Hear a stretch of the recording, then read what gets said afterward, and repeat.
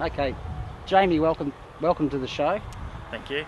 We've got you down here, beautiful Mowbray River on the old Mowbray Bridge, and not so long ago you had a bit of a interesting catch on your line there. That's right. It was very exciting. A crocodile took my bait. Quite often they do circulate through the creek. They start down in the fork in the river, and they'll come down and then go back and forth. And luckily or unluckily, on that day the crocodile took my bait, which at the time was a prawn. Prawn? Just a prawn. Just banana prawn from Woolies. Wow. Yeah, it was a bit of a shock. Definitely a shock. At the time, I saw the crocodile most of the day, coming back and forth. Previously, it disappeared under the water, just underneath the bridge. I didn't think much of it. Not long after that, all of a sudden my line took off. I thought, oh, I've got a pretty good fish here, because it started to take off straight to the other side of the river. I thought, maybe it's a fish heading for cover. Not long after that, the crocodile then came up to the surface, and I realised what I had on then, and then I had to decide what to do after that. Once I'd started to tighten the drag, the crocodile then came up to the surface, and I saw what I didn't. It was the last thing that I thought it would be. What did you think? At first I thought, what am I going to do? Like, how am I actually going to get this off? And I guess my first instinct then was, I better grab my phone and take a photo of this. It's one of those fishing stories that you need a bit of proof. Usually, you say, I caught fish and I caught this and that, and the size changes over time and the story changes over time, so I thought I better take a photo. So I quickly grabbed my phone out of my pocket and took a photo and a little bit of video. And at that point, the crocodile then started to do the death roll, because I tightened the drag and it was starting to turn around a bit. And I put the phone away then and decided I'll start to fight it. How long did that last for? All up, probably start to finish, anyway, up to about 10 minutes, I think.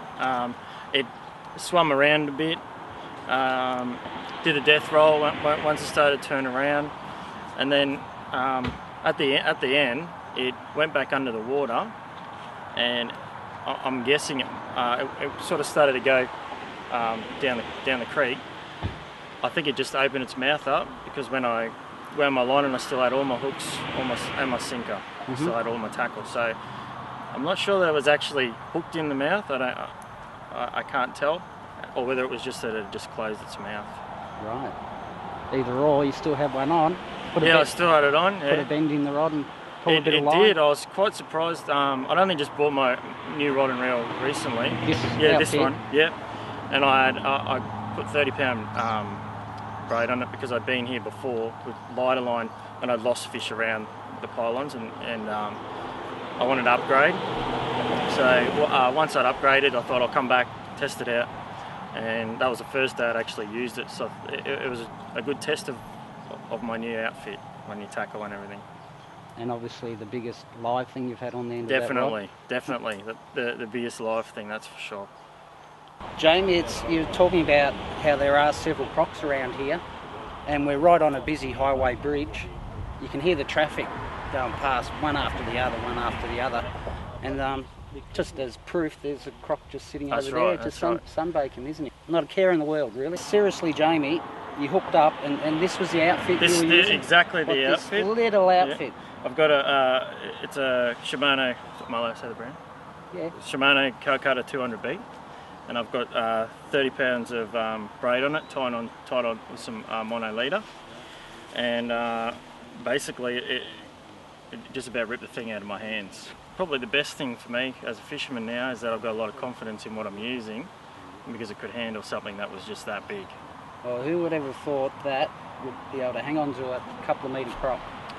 Thanks, Jamie, for being on the Lineburner show. You're welcome. Folks, that's F&Q Totally Exposed for this week. Fantastic to talk to the man who wrestled the croc with his bare hands and his little fishing rod. Hope you enjoyed it. Awesome, mate. That was a great story. Thanks for coming down and sharing that with us. Yeah, that's all right. Good on you. Have a bit of a fish now, eh? Yeah, go for it. Go for it. Thank you. I was just talking to him about you. I said there was a guy here who caught him on the fishing line, little fishing line. Thanks. There you go. Now, now they know I'm not bullshitting. So.